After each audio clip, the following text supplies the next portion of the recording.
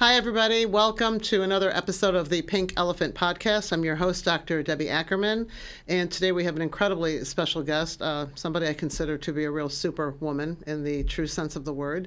And I would like to introduce everybody to somebody I'm very proud and honored to call my friend, and that is Miss Lonna Ralbag. It's such an honor to be here, really. For me. It's really for me. Thank you. This was... on a personal level, I don't know if I'm allowed to say Yeah, this, you whatever, said- but all good. you said I could say what I want. Whatever you on want. a personal level. This is your stage. Here's your director.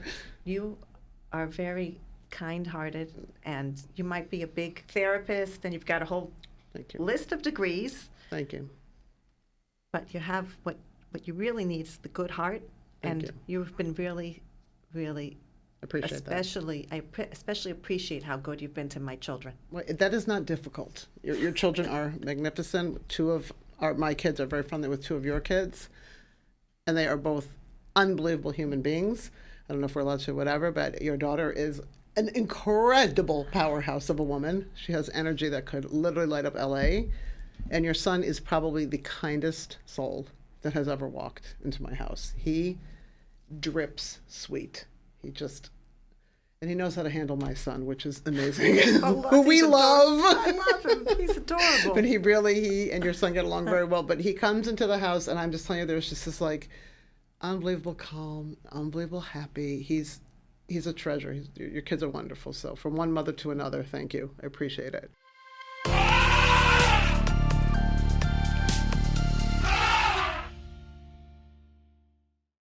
So I usually start by giving my guests the floor. Tell me a little bit about you. I know you have a very interesting background. So, I'm from St. Louis, Missouri. are you? I was born in St. Louis, Missouri. Oh, and that's they're so longer funny. than 90s. I mean, I'm saying I was from before that. You're from St. Louis. But I'm from St. Louis. My grandfather, of blessed memory, Dave Fredman, was one of the founders of the community. Really? In the of the Jewish community in the early 1900s. He Wow. came from Russia and with a few rubles, and he built up furniture stores all across I had no idea. Peoria, Illinois, Aurora, Illinois. Well, that's why we love each other. I'm And from Detroit. I didn't know that. Yeah, see? Midwest. The Midwest edge. That's The host of this podcast who owns the studio was like, you have an edge. I'm from Detroit. He's like, you have the edge. That is the edge. Midwest edge. And people are so nice in Detroit too. And we used to go to South Haven. And we had a summer home in South Haven. Very nice. used Okay, to- so that's why but we love each other. Okay, so St. So Louis. that's where I'm from originally. And my father was a rabbi. When he married my mother, my grandfather said, it's not, we love rabbis, but he said that it's very hard, it would be hard for him, To make a living. Not just to make a living, but the whole community. Oh my God. That's what my father said, because my brother, who you know, Daniel's amazing. right, he wanted to be a rabbi. I didn't know that. Oh yeah. Well, and there's a reason he's not, because my father, who was this like big 6'3" Hungarian Kohen, so you can only well imagine, was like, in his Hungarian accent, over my dead body will my son be beholden to the community for his livelihood. Same thing. There was no way he was going to let my brother do that. So it's interesting, but the That's same very reasoning interesting. as my your grandfather. grandfather said he didn't want his son to have to like go in front of a board every year and beg for his money to be able to, like my father said, buy shoes for his kids. Like he was horrified at the thought. But so, your brother is still learned. He Yeah. knows Torah yeah, very well. yes, that he does. And yes. my grandfather supported Torah. He took in people to live in his house Okay. that were Torah scholars, Okay. whatever, and he didn't charge them any money. He just said, just amazing. learn. He did all kinds of chesed, but he didn't want my Yeah. father to be beholden to the community. Right. My father was orphaned at the age of 10. He lost his father, and at the age of 12, he lost his mother. Oh no. So, and his sister, the closest sibling, was about approximately 20 years older, 20 years his senior. So he lived with a sister for a while, and all he knew was to be a rabbi. He went to yeshivas. He learned to be a rabbi, and because he comes from the Ralbag family is many generations from Yerushalayim. Really? They were the students of the Gra, the Oh, Vilna really? Gaon, sent his students in the early 1800s. He sent them to Israel. And my Oh, grandparents... so you look very important. I have to be very appropriate now. That's like real, what do they call it? Real lineage. That's like tremendous lineage. Yeah. My mother says you have to make your own lineage. You have to make your own yichus. You have to, because if you see even a million, if you Right. take away the one, it's Right. just a bunch of zeros. Wow. You have to put that one in. You have to be different. You have to do kindness. You have to help people. You have to make your own path. That's And- great. But so my father, he only was in America because his parents passed away. They ran away from the Turks because Okay. the Turks were going to put my grandfather in the front lines, Okay. and they ran away from the Ottoman Empire. And Wow. many years ago, Yeah. many, This is history. and they They came here. they came to New York, and my father was born in New York, but he was the baby, and his parents were not didn't whatever make they it, had yeah. problems, and Yeah. they passed away when they were fairly young, and he had a beautiful voice like your brother. Oh, yeah. Hey, this is That's why- your attraction to my brother's soul. That's He's, right. Yeah. He's, I know your brother before he was my attorney. Right. I You knew said you know him I from. know him from. He used to perform at Passover programs. Dorothy Stoll, different Oh, programs really? he used to perform. Okay. And he was the chazan. And he he's wasn't very- shy. He was No. definitely not shy. Definitely. But he has a great voice. He has a beautiful fantastic. voice. We just went to. My nephew got married, and when he belts it out, I always think to myself, is he really going to shatter a glass like on the commercials? Like I'm just always waiting to hear that. Like I wonder if he could. He probably, could. He went with a few Sukkot ago. We were in Israel, and so he went to I think it's Caesarea up north. Mm-hmm. It's like this amphitheater, and he went with some of the family members, and apparently he started belting it out in the amphitheater. I could just see him doing Yeah, that. and It's apparently so- people from the surrounding heard him and came like everybody's clapping. He loved it, but yeah, because he used to listen to opera with my mother That's why. on the weekends, and I was the bad girl. I was listening to rock and roll in my bedroom. I didn't like opera, and he and my mother listened to the opera every weekend together, and he loved it, and I was the rebel. Listening to Peter Frampton and the Bee Gees in my room, and like they were very mad at me, and I'm like, I don't like this stuff. I don't understand it. It drives me crazy. I like Peter Frampton and the Bee Gees. Of course. That's why you have cool kids. And Foreigner, like all those people. My parents were horrified, and I'm like, oh well, someone has to be the rebel. That's me. right. So where'd you go from St. Louis? And so so my father went to medical school. That's what I was getting to. Oh, I didn't know And he that. went to medical school when I was a little girl, and we moved to Memphis, Tennessee. I used to have an accent, but Father now I went to hide medical it. school. Right. I had no idea. And we lived in Memphis for 5 years. Then we moved to New York. My father did well. My father had learned Gemara he knew Gemara very well. Sure. So he did well in medical school, and then he got into Cornell. So we lived in Manhattan after that. Wow. And I went to Ramaz, and he did his residency at the New York Hospital. What kind of doctor? He's a psychiatrist. There you go. So you're not alone. You got it. This is incredible. He's a rabbi and a psychiatrist. And then Fabulous. my father got a really good position in California as chief of psychiatry at Kaiser, Sure. it's a I know well-known Kaiser HMO. Permanente. It's a Right, huge you know. HMO. Yes. Exactly, and it's one of those successful HMOs. Right. And we, from the age of about 11, I grew up in Beverly Hills. That's my Go ahead. That's the yeah, background. So, like the real Beverly Hills. the real like, Beverly Hills. And they used to call us the Beverly Hillbillies because I don't know if you might be too young for this, but we used to have these. You look young, so I don't know if you're old enough to appreciate this. But Thank you. we used to have like this station wagon. People would come with station wagons, Yeah. and it was like they had this old station wagon because they weren't fancy Right, people. They didn't right. want to, they were simple. They came with Tennessee plates, and the police used to keep stopping my mother every time she would come into the driveway because they kept saying, "You don't live here. You're robbing the house." Yeah, because You're not- everybody it's so there had funny. Porsches or whatever they had That at the is so time. funny. Of course, I You know, remember the Beverly Cadillac. Hillbillies. I love that show. They used to call my parents, because my father was Hungarian, but very into farming and the land, and my mother was literally, she looked like Sophia Loren or Zsa Zsa Gabor. She was this flamboyant, drippy, out there woman, and my father was just like, he wanted to grow tomato. He was also a doctor, but very much of the earth.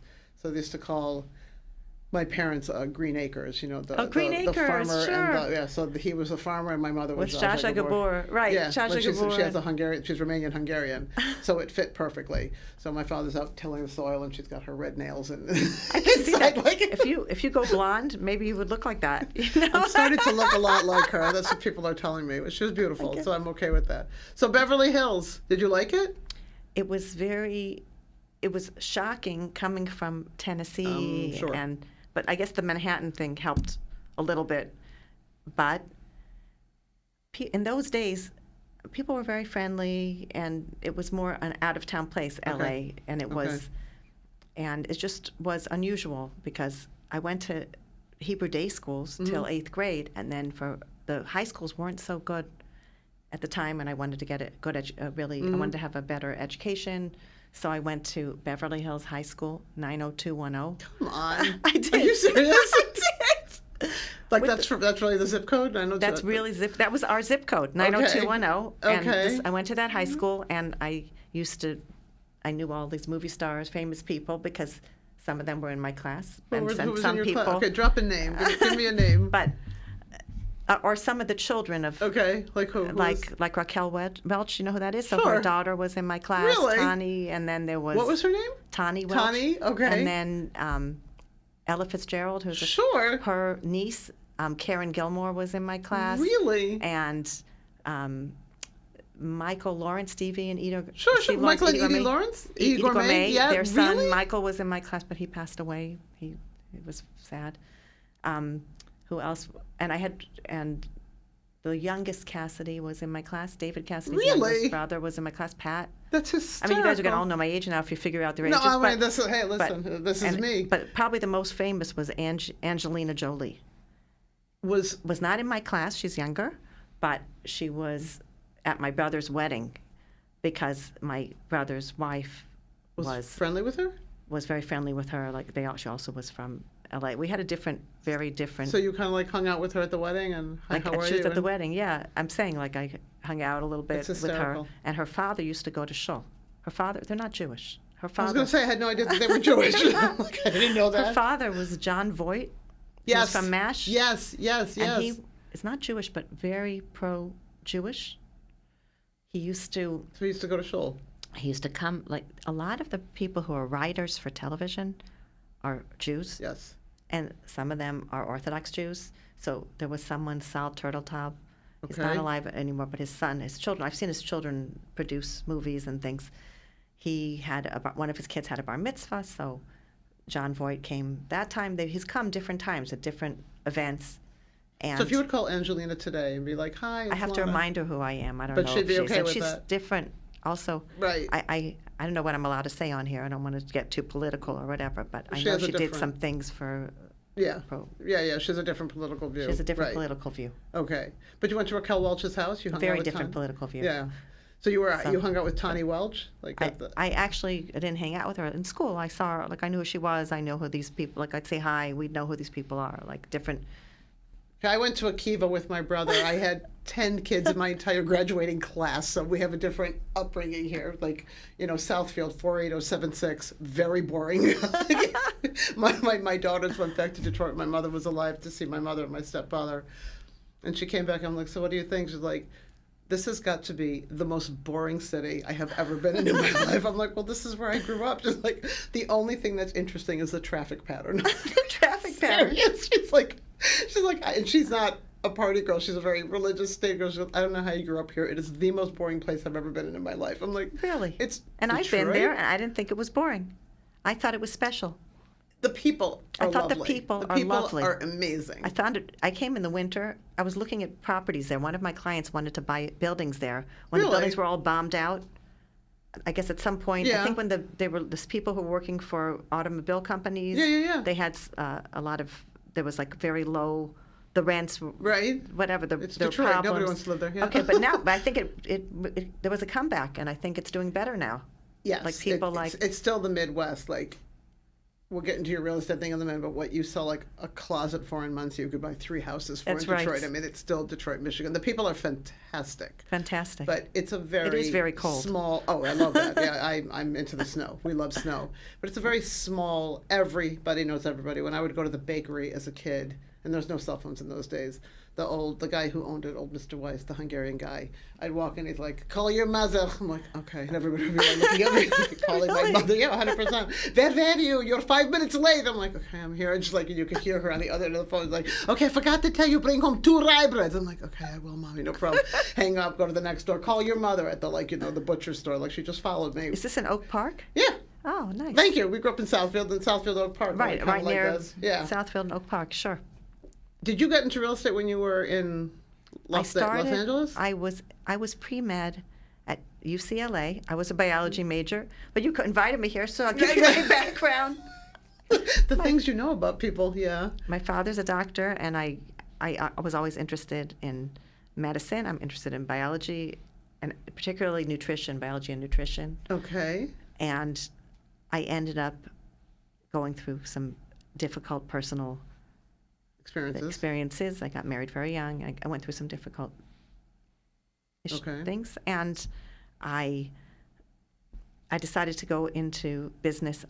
My mother was a teacher that went into real estate, and while I was in college, I worked in a fashion company. Which one? Do you know what? Have you ever heard of Hype? Hype, Jonathan Martin. Hype was probably the most famous. Rampage, maybe. Okay. I was a sales representative in the fashion industry. Nice. And part of the job entailed bringing whatever their samples were to different stores, et cetera, because that's what we did in those days. It wasn't online. Right. And you actually met people. I actually met people, exactly. Right. And there was one series of samples that was a suit. It was like when the first suits came out that were really in, and it came in 4 colors, like black, red, yellow, and blue. Blue and white, These are men's suits or women's suits? These are women's suits. Oh, women. Oh, is this like the 80s, the suits with the shoulder pads like that? Exactly. Okay. That's when it was. Yeah. Exactly. Yeah, That's when it was. I've burnt those the pictures. Late, Hideous. Sorry. it's okay. It's the late 80s.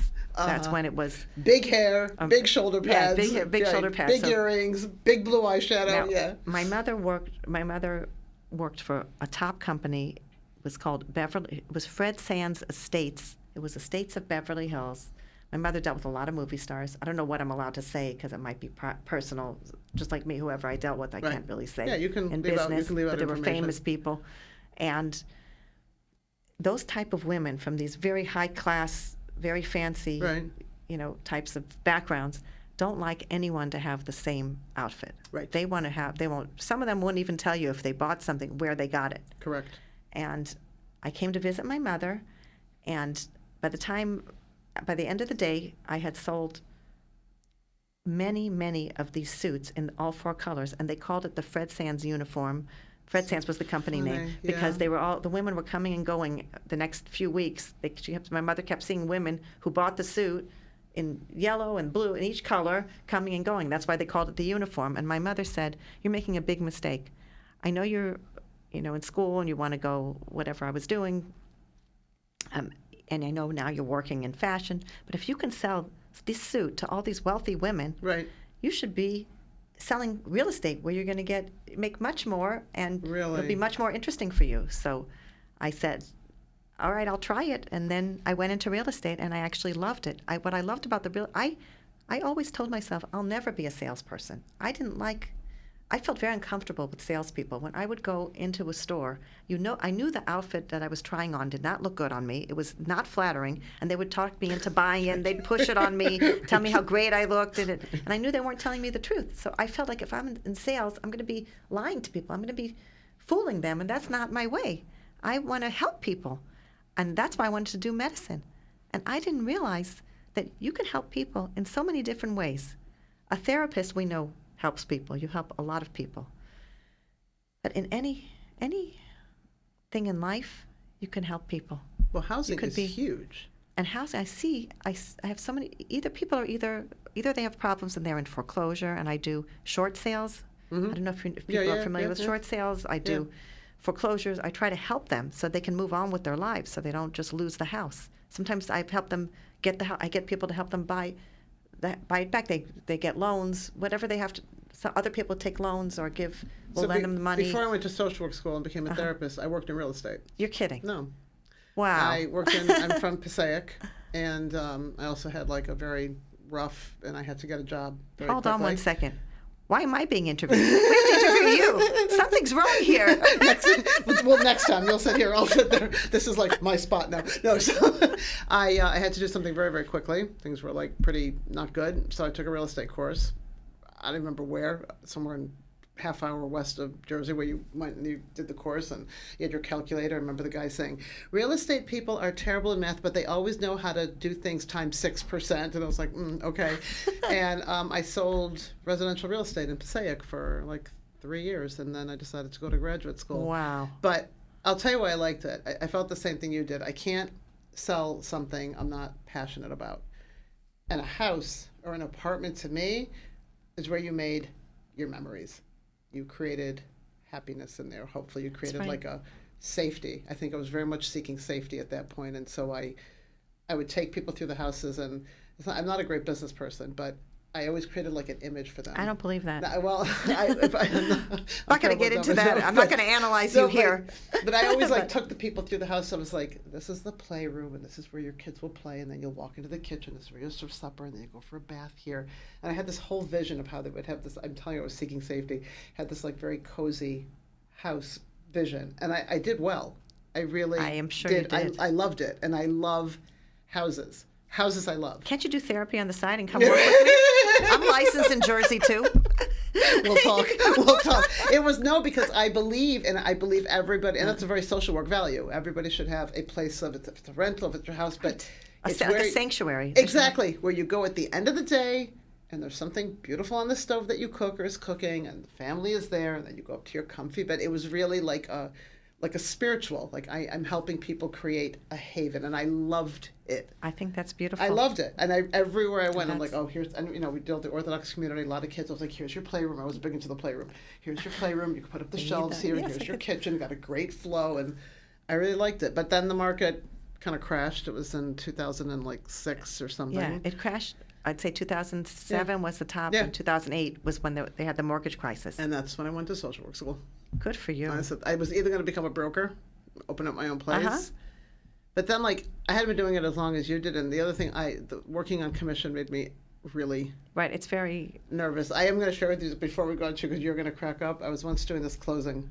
It was the first residential, but like a 3 for rentals, an investment property for somebody. So it was a 3-unit. Yes. It was like a triplex. Yes, a big deal. I mean, I was doing houses, and this guy came, and he was given to me as a client, and and I always say real estate agents, at least in those days, we could be like robbers. We could get into anything. The lockbox doesn't work. It's like you're shimmying the window, wait, I'll get in.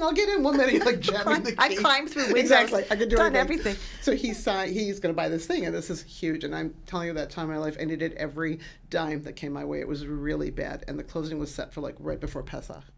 So you go to the closing at this attorney's office. Very beautiful. The guy's really wealthy. It's an investment property. And I'll never forget it. There's this beautiful snow falling outside, and it's really picturesque. And all I want is my check, because that check literally was how I was making Pesach. I could not make Pesach. And the mortgage people are there, and they bring this huge platter of cake and cookies, and his side is there, and their side is there. And they start looking at the contract. I have no idea what happened. I promise you to this day, something happened. Both these big, powerful businessmen get up, and they start screaming at each other. And I'm like, my gosh. Oh, no. And they go into the back room, and you hear them shrieking, and the 2 wives are there, and I'm there, and mortgage people are there, and the lawyers are there. And we're all sitting around looking at each other going and I'm dying inside. I'm like, there's my commission. There's my hug.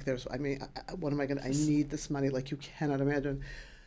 So one of the attorneys, who shall be nameless, he's tapping on with his pen and thing, and he says, there's this huge tray of cake and cookies. He goes, it's going to take a hell of a lot more than cookies to get us out of this one. Does anybody have some scotch?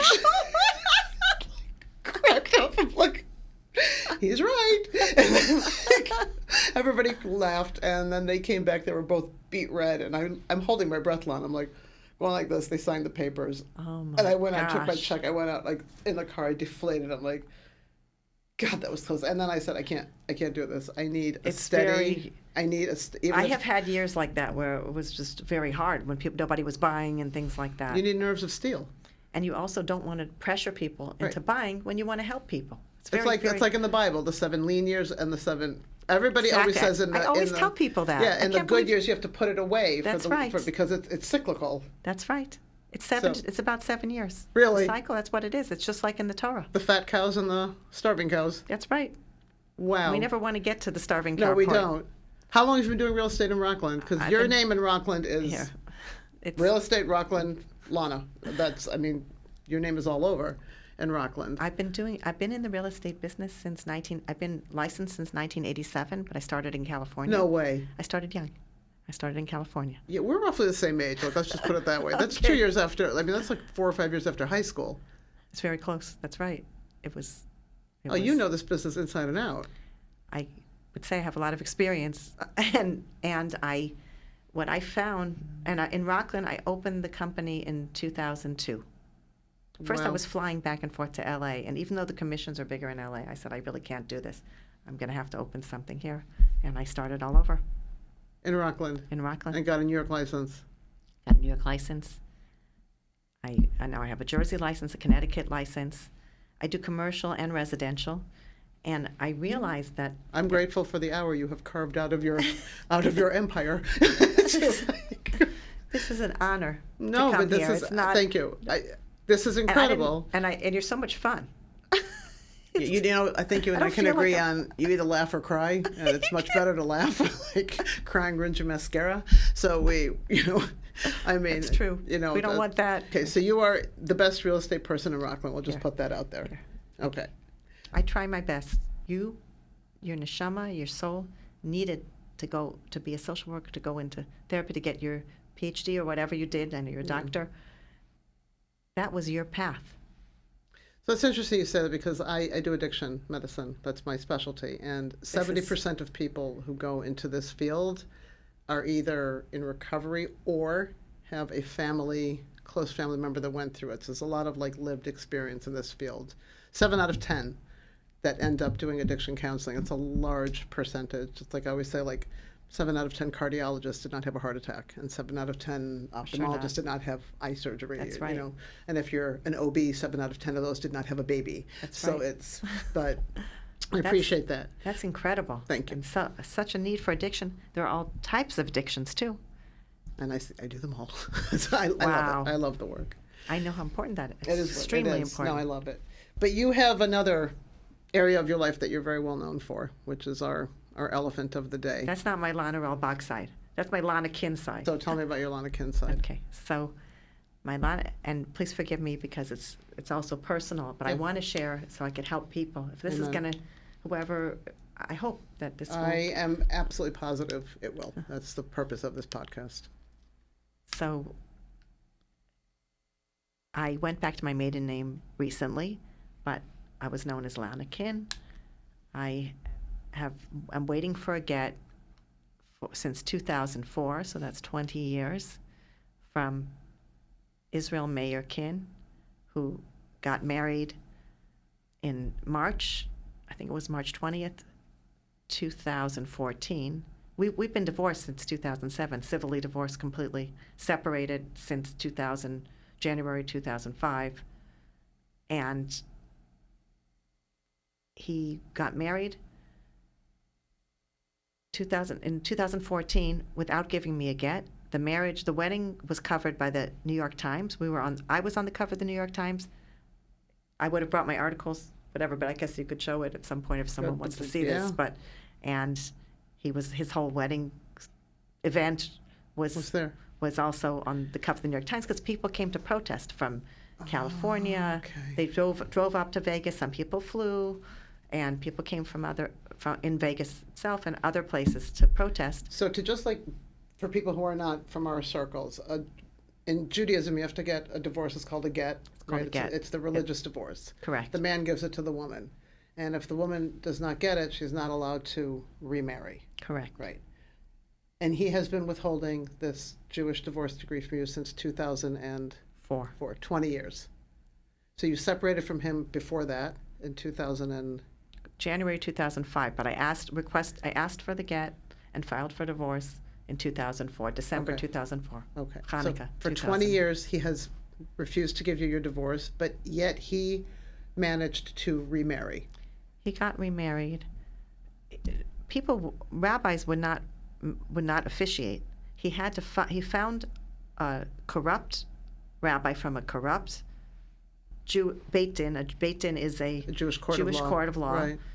And it's Rabbi Tzvi Dov Abraham, Rabbi Abraham Gestetner. I'm calling them rabbis out of respect, but I really shouldn't. You don't have They're to. just Tzvi Yeah. Dov Abraham, Gestetner, and Blumenkrantz. Not the Blumenkrantz, but the Passover Right, book with the other one, right, okay. Shlomo. And these rabbis put together a Jewish court of law where and one of the things they do is hold a get. He claims to have given me a get. He claims he deposited this get with this court of law. And what, you just lost it?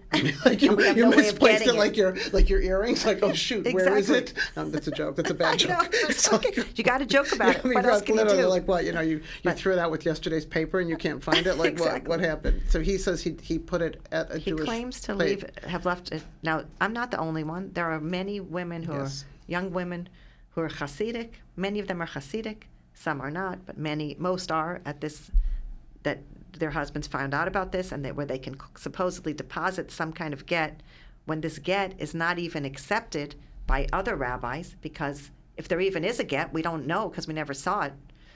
But they claim it's blackmail, it's extortion. They claim to be holding a get on certain conditions. First of all, one is not allowed, according to the halacha, according to the Jewish law, you're not allowed to hold a get. You're not allowed to have a get on conditions. It has to be an unconditional. And also, according to Jewish law, if a woman wants it, she gets it. Right. She gets her get. She gets her get. There's not even a question. If a That's woman right. wants to get divorced, she gets divorced. Exactly. This is very convoluted. But they Yes, it claim is. to, so in my case, he wanted first $500,000, but there's a rabbi in LA who I met with that told me that they actually quietly raised $500,000 without my permission, because I wouldn't have allowed that, but they raised it from very wealthy people in LA, and then he was asking for $3 million. Keeps changing. Then he wanted custody of our son, and the courts gave me custody of our. This is a second marriage, Okay. so this is the courts. We have one son from Okay. this marriage, Okay. and the courts gave me full custody Thank God. and thank God. But I never prevented him from seeing his father. Right, I don't right. believe in Right. Alienation. alienation and Right. all that. I sent him whenever was necessary. I even flew with him when he was younger to Vegas, where his father is living, and sent him to him. And So he's telling you that this divorce decree is at this Jewish court of law. right, So the people who run that Jewish court of law, they also say, yeah, it's here. You just don't see it. Like they say see that I it, have to. They say I know when I call them if I Like ever it's reach right here him. in front. Like I see it, they see it. Only you can't see. I've the piece never of paper. seen it. I don't even know if it's really there. But it's there. Many people have tried to get it. We don't know if it's there or not. That's what Mayor Ken is claiming all these years, that he left a get and I just won't take it. You won't take it. I just don't take my get. Now, I don't know anyone. You must be too busy to Yeah, just like too go busy down to to get my the. get. You have too many real estate licenses, and for 20 years you've been too busy to find.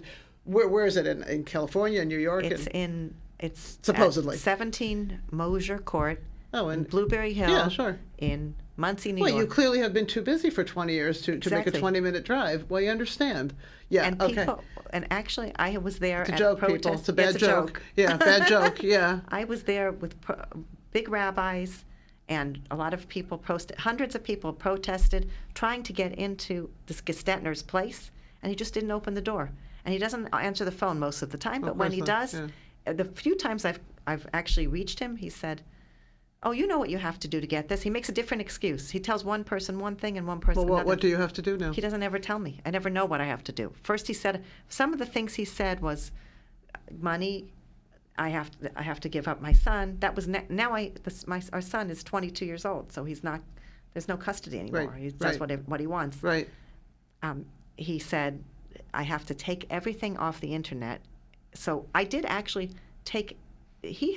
Mayor Ken has. If you Google him, you'll see he's a get refuser, and he trains other get refusers. So he has a whole YouTube. He has all kinds of YouTube videos. Oh, there you go. There's a about lucrative business. Yeah. About get refusals. There have been get refusers who their ex-wives or to-be ex-wives have been looking for them. They disappeared. They found him. It turned out they were with Mayor Ken. Different people, Sharabani. I can say a whole bunch of names.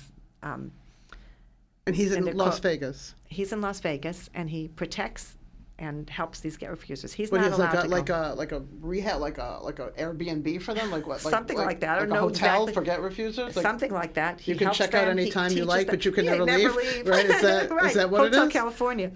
He Is this seriously like he's Seriously, he a helps them. refuge for a refuge He's a refuge.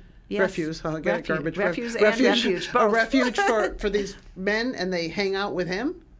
Yes, and he also teaches them how to Evade the system? How to evade the system. And he charges for this? Is this like I don't know. like a university degree? Like, I honestly don't know. and who pays for this party of having all these guys?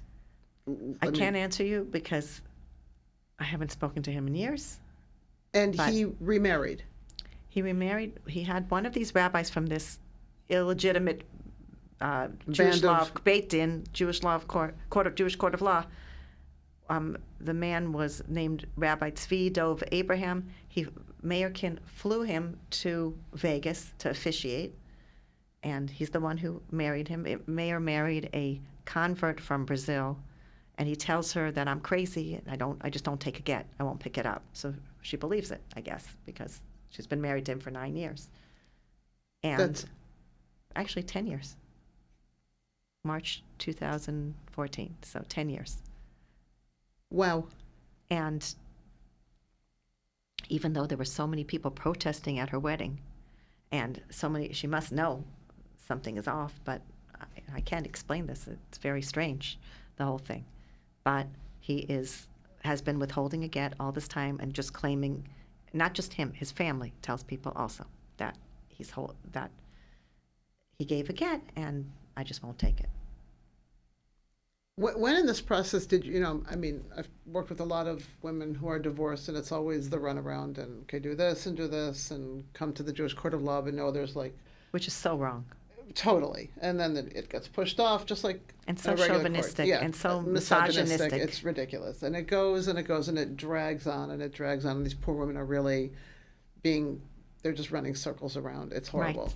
It is when horrible. in your mind did you kind of switch from, like, this is just not happening anytime soon? Like, I'm not playing this psychological game with myself.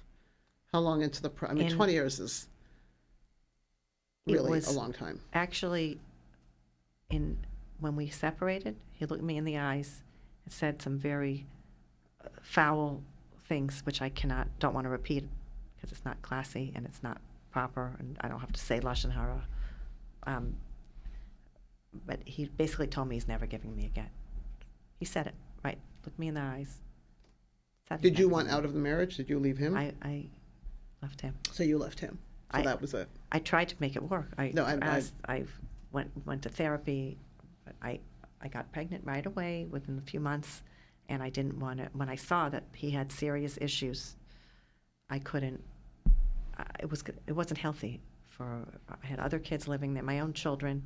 I saw it was not a healthy environment, and I said, it's humiliating. It's in the Orthodox Jewish community, especially in those days, just a person who would get divorced already was, looked down upon. I already had stigma.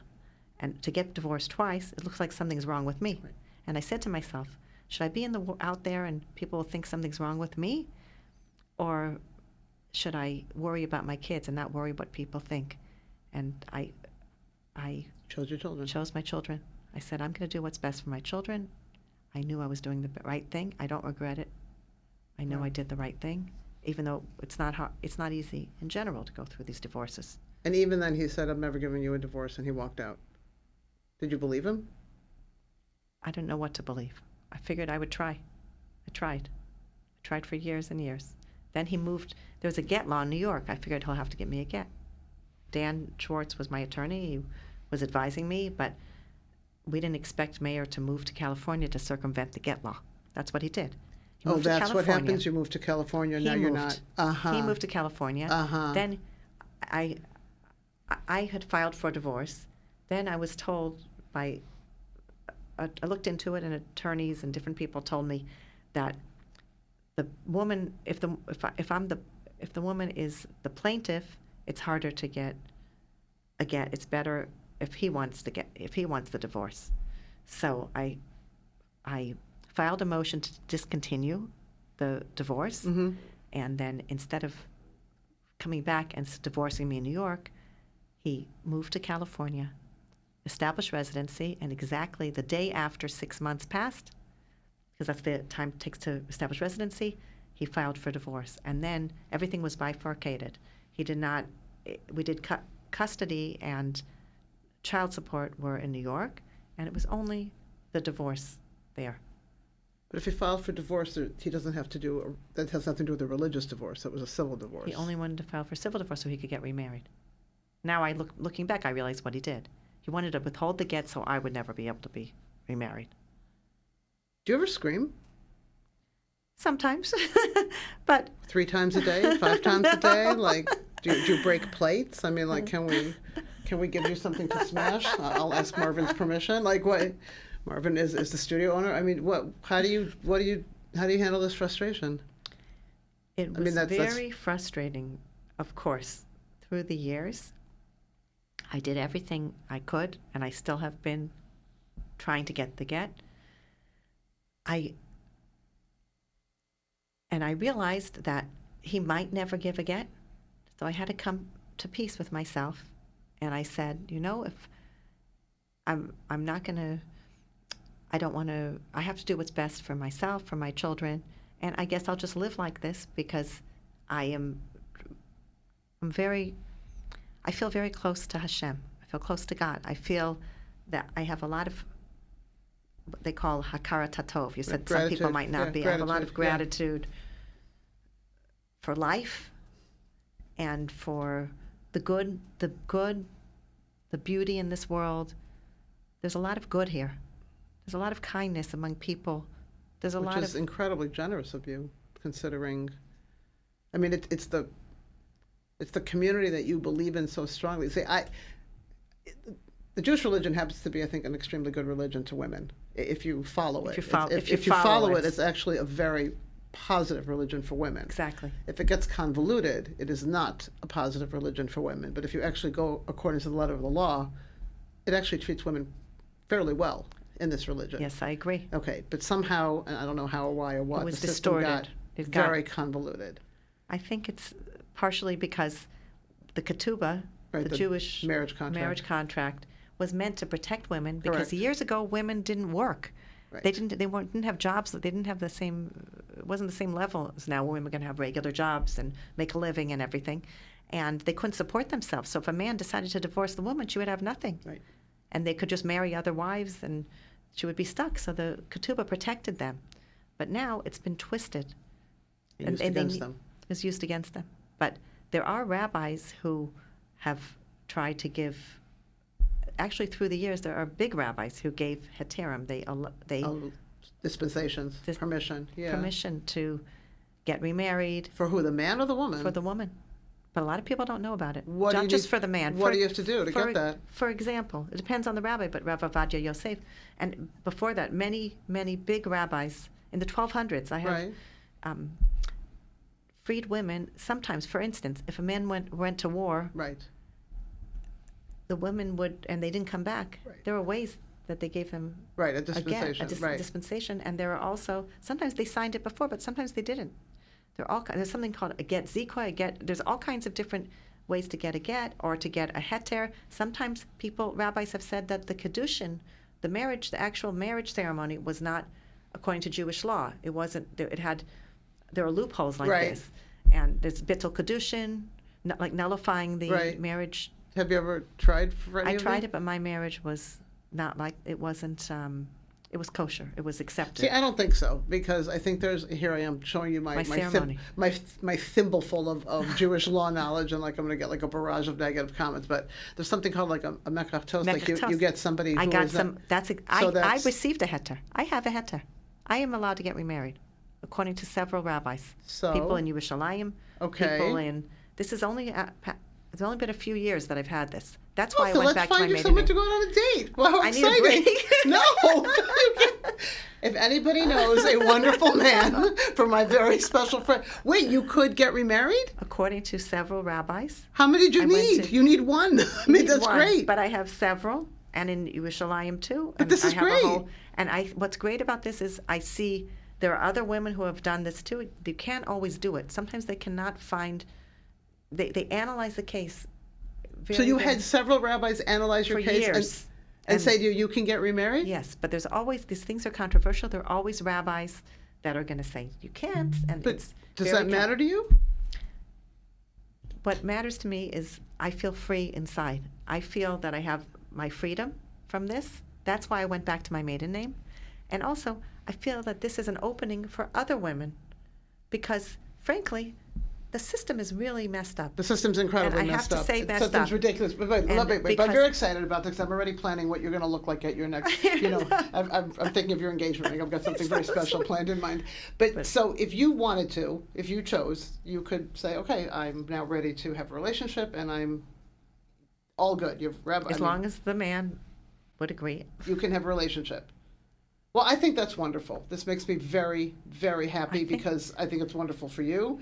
I think it shows that there are people within that system who will understand the system in a way that will help women and for other women that are stuck like this. So That's right, because women have been stuck. But you need to understand that there are some women who have a heter for different reasons.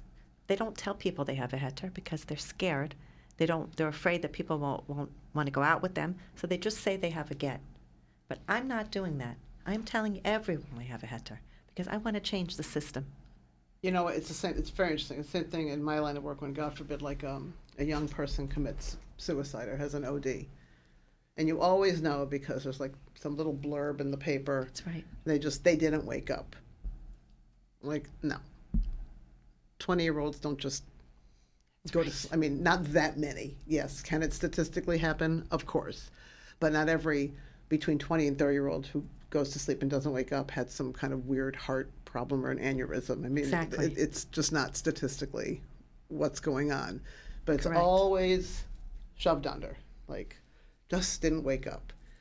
I'm like, why can't we? There's so many people who need to bring that out and to say, like, no, my son OD'd. This is what you need to do. This is preventable. That's right. Talk about it. But so do you help Exactly. other women? Do they call you? Do they know Yes, to they do. And there are several women who are the working Lonna on- hotline? I love it. We want you to get a pink phone. I need a pink phone. 100%. That With a that little old-fashioned elephant, one with but I need an elephant on my 100% phone. and a pearl handle with some diamonds. So your name is out there now in terms of helping women. I think this is great. I'm sometimes- so excited. I started Yeah. this podcast up being like, oh my gosh, it's going to be so sad, but I'm so excited right now. I'm very grateful for this. You need also. a podcast. You need an organization, the Lonna Helpline. I mean, this is really wonderful. No, so it's word of mouth and people are calling you? Word of mouth. People are calling me, and I think sometimes I tell people who want to go through divorce, they ask my advice. Sometimes or often I tell them to stay with their husband when they tell me the stories and they tell me things. I think it's not so easy to get divorced. It's actually very difficult. I don't advocate for it, only if it's necessary. It's very painful in our community. It really Painful, is. and there are too many divorces. There are divorces that are not necessary, and there are people who are married who shouldn't be married. Correct. You have both. You're a No, therapist. and women it's feel very- guilty. Yeah. There's abuse. There's all kinds. And I'm very big into, and I think you'll relate to this, I'm very big into very much encouraging women to just work, have a bank account. I'm not going to tell you I was in my 40s before I opened up my own bank account. I never had a bank account until then. And I think that's really the economic control Yes. that women are under with large That's right. families and literally dependent on somebody. Now, if it's a good somebody and you have a good marriage, great, then it's You're fine. fair and equitable and you talk about it and it's great. But if it's not, and every time you go to the grocery store or you need to buy something for the kids, it's under someone's control who's not nice to you, horrible. it's really bad. Like, they really cannot make it. And so I always tell women, like, do whatever you have to do. It's not just the money. It's humiliating. To have to ask, to have to Correct. bring receipts, to have to Correct. whatever they have to do. Correct. Right. And you're standing online, there's a whole line behind you, and I've the lived credit with all card's being these things. declined. Yeah, and you can't Credit buy cards being groceries. declined. You Yeah. have to put back the groceries. Correct. I've been there, done that. Yeah. If you have to anyone, put back the groceries, exactly, and you don't know what you're it's going to. shameful. It's And horribly shameful. And it's always, of course, the woman who goes shopping. That's right. It's not the man who's standing there at the grocery store being, humiliated. It's the woman. exactly. It's really, really very painful. So I always tell them, like, do whatever you have to do. You want to do a playgroup, do a playgroup. You want to grow basil, grow basil. You want to go to medical school, go to, like, it doesn't matter what. Take something that you like, that you can grow. And the other thing, it's not just the money, but then it gives the woman another identity. That's right. You are not now just beholden to this person. You now can thrive That's right. on your own. Exactly. And that is huge. I think that's... It builds a person's self-esteem, and you need that in life. I keep in my wallet my ID card from the first day I went to social work school in 2008. Wow. I look at it now, I promise you, I look like a deer in the headlight. I had not been back in school since I was 18 years old. I was 41, had no idea how to do anything. I literally look like a deer in the headlight like that. I am terrified. I keep it. I keep that picture because it's so symbolic to me of, I didn't have a computer. I went to Staples. I remember I was buying notebooks, and I thought, okay, I'm going to buy a special notebook for each class, like something that represents what I'm doing. Mm-hmm. And I was going to school with all these 20-something-year-olds, right? And I'm 41 years old. And I remember they were like, come out drinking, come to the bar after school. And I'm like, oh, is that what you do? They're like, sure, we're going to go to, see a show and get a drink. Come with us. I'm like, no, I have a nursing baby. I have to go home. Like a nursing 1-year-old. And they were like, well, just come, like get somebody to watch the baby. I'm like, no, I can't do that. I have other children at home also. I have to go make dinner. Like, I have to get out of here. It's totally different. Completely. But going to school, it made me, I was now a person with another identity. And I tell some people, I remember I was standing in one of my classes, my group class, my first group class, and I handed him the paper, and the teacher got up there. I'm very close with him today. I work at the school where I trained, which is really coming full circle. That's amazing. And he was like, who's Debbie? And I'm like, it's me. And I thought for sure it was going to be like, the paper's horrible and you're being thrown out and you plagiarized and I'm very fear-based, duh. He's like, get up here. And I'm like, oh, no. I'm like, yeah. He's like, did you write this paper? I'm like, oh, yes, I did. I wrote the paper. I cited everything. I'm like starting to get very defensive, like I'm at a court law. Like, look at all my references. I cited everything. It's like, I've been grading these papers for 20 years. This is the best damn paper I've ever read. Really? And I burst out crying. I just started crying. I was like, really? He's like, yes. He's like, the best paper I've ever read. I couldn't believe it. That's impressive. I cried. I literally started crying. I could not believe it. Like, somebody thinks I'm smart. Like, are you serious? Somebody thinks I'm... For your confidence. It was incredible.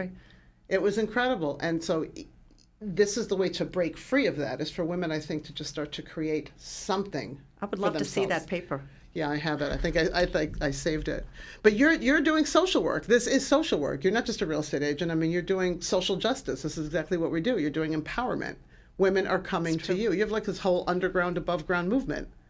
And there are a lot of women, even young women who are not married, that want to help. They'll come and they'll support agunot when agunot are people the women who don't get the Jewish decree. Yeah. Jewish decree. When I was Daniel, your brother, top attorney, who now lives in Israel. Yep. And if you think I have a personality, Dan, he's very quiet. No, I'm kidding. He's like the most outgoing person on planet Earth. He makes me look like a wallflower, my brother. I actually look like a shy little nothing compared to my brother. He represented me in front of the Supreme Court in Jerusalem a few years ago. Because go Daniel! I didn't know that. Good. I'll have to be a little nicer to him. Yeah, and good. And what happened? I was working on changing laws. You see, there was a time. At one time, my Mayor Kin's mother passed away, and they wanted to bury her in Israel. And the brothers, the mayor didn't come to Israel. He's afraid to come to Israel. But his brothers were there. 2 of his brothers. And they left the mother's body on the tarmac for 10 hours because the rabbis at the time, I think the chief rabbi was Rabbi Lau, and he said that she couldn't be buried until Mayor gives me a get. And there was a whole, in California, they had assigned a beit din to me, a Jewish court of law. They had, in the middle of the night, they had everything ready, and I was going to get a get. And the brothers did some deal behind closed doors. They had some connections with some kind of administrators of the courts in Israel, and she was buried. They claimed that they're going to help me get a get, and they never did, and that was it. So I was in front of the Supreme Court a few years later, or just a few years ago, and a new law was passed because of my case. My case was the impetus that if a get refuser's family is aiding and abetting the get refuser, which they have been. They've all been saying that he gave me a get, but I won't take it. And they just keep repeating the same story. Same narrative, right. The same narrative, exactly. And they're constantly supporting him. One of the brothers when there were demonstrations in front of the parents' house, one of the brothers turned a hose on the crowd. I mean, they're very, very, the family sticks God. together like this, and they all claim that It's you. that's me, Yeah. that something's wrong with me, and I just won't take the get. And so now the law was passed. They passed a new law that a get refuser, siblings or parents or whoever is involved and is aiding and abetting him, they're not allowed to be buried in Israel. That's a big, Okay. this is a big That's thing. huge. That's huge. Because That certain is people huge. want to be buried in So Israel. not just the get refuser, but family members also. Immediate family members if they are aiding and abetting him. So right now there's a list of family members that are not allowed to be buried in Israel. And whatever, he knows this? This is Sure, he knows. He knows this. They know also. They don't.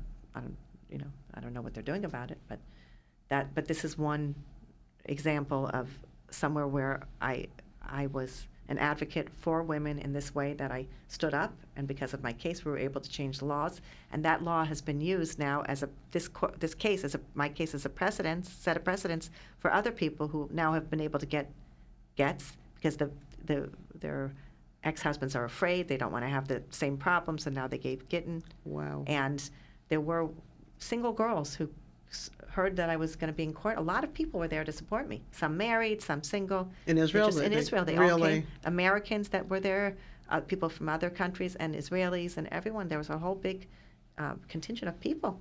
It was very, very. It's incredible. It was very. I see how many women care about this, and not just women, men too. Good men care, and. So that's a huge issue. And this thing with this issue with this Gestetner baked in has really gone too far. For example, I met a Hasidic woman, just for example, a young Hasidic woman, and she is not religious anymore, and she's dating a person who's not Jewish. Right. In other words, it's out of the faith. Right. And I asked her, I said, this is very extreme for someone who's Hasidic. And what are you thinking? What's the problem? And she said, what do you mean? It's obvious. If I have a Jewish boyfriend, and I have a baby, the baby's going to be The a mom's, illegitimate child. considered So she'd rather date a non-Jewish person, and then it's not a problem. Because then the baby is just Jewish. He's still Jewish. Think about that. I mean, Yeah, it's crazy. I hear exactly what you're saying. And there are so many But people. you understand her. I right? understand her. I don't judge her. I No. understand her. But No. I'm saying this shows how convoluted it is, how twisted it is, and how there has to be change. I realize there has to be change for the future of the Jewish people. Because Right. we need women. We need the mothers, the sisters, the daughters. Right. What's going to happen in the future? And I do believe in this halachic prenup.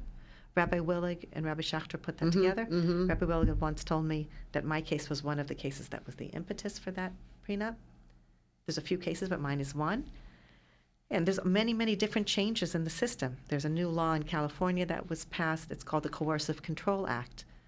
When Mayor Ken, my ex, moved to California to circumvent the get law, and we got divorced there was nothing I could do. But now there's a Coercive Control Act, and because of that, as a result of that, anyone who is a get refuser is now considered as if he's a spousal. It's considered spousal abuse. It's as if he's abusing his spouse, and they give sanctions. They deal with they give.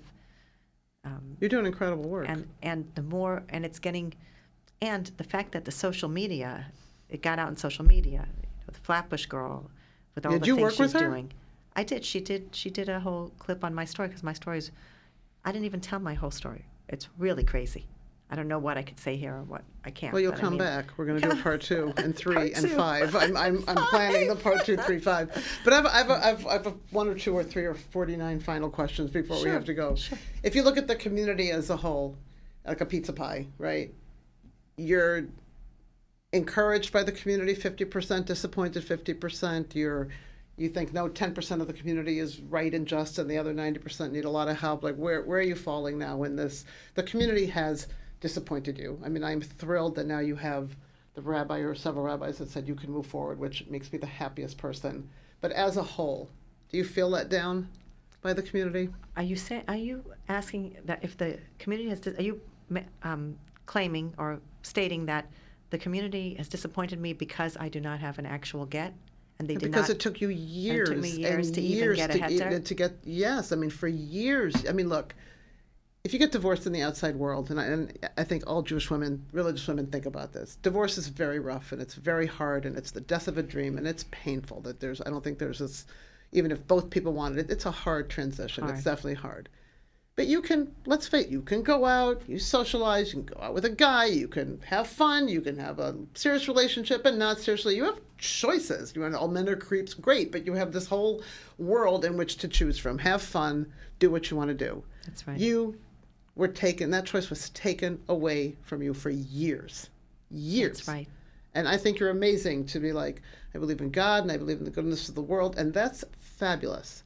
But we're social creatures, and you're entitled to have a relationship, to have love, to give love, to receive love, and you weren't allowed to because of a system, not even because of the religion you believe in, because of the way the system has twisted it. Correct. So you're not angry. I mean, I don't know how to ask this in a therapeutic, polite way. Are you?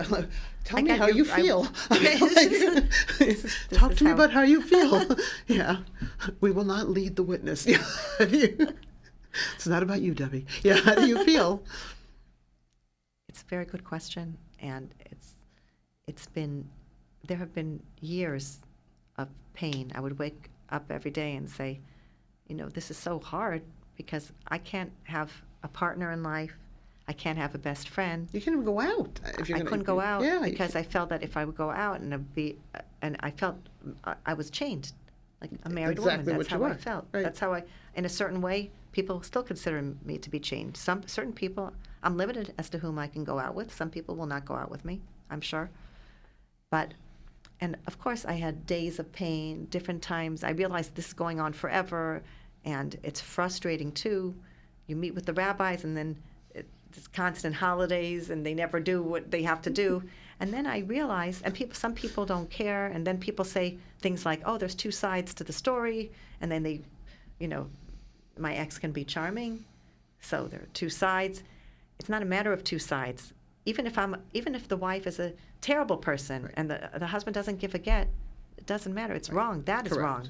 Correct. And the whole system was very frustrating and very painful. But I said to myself, I can either walk around depressed, or I can recognize that God, Hashem, put me in this position, gave me the experiences I've had in my life, and I have to do my best to create my own path.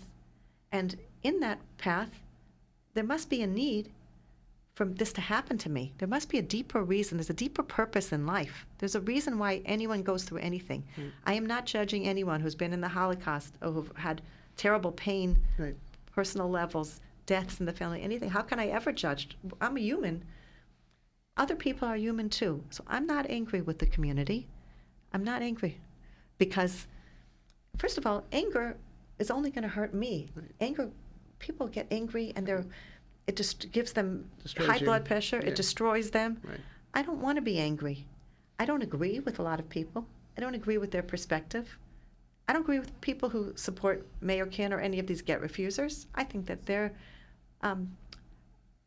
missing something. They're not seeing the whole picture. Yeah. They're enabling a bad system. Yeah, they're enabling a bad system. I believe that we're in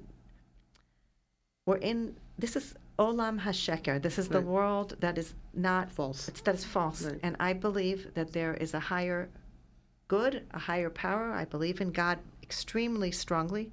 I felt it since this connection with God since I was a little girl, and I used to go outside in Tennessee and look at the trees and the flowers and look and see the miracles in just a flower and just a butterfly.